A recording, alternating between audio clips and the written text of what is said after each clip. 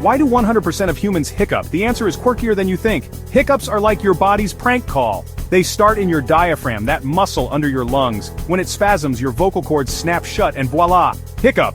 But why does this happen? Blame it on your vagus nerve. This nerve runs from your brain to your belly and can get irritated by eating too fast, spicy food, or even stress. It's like your vagus nerve goes, whoa, slow down.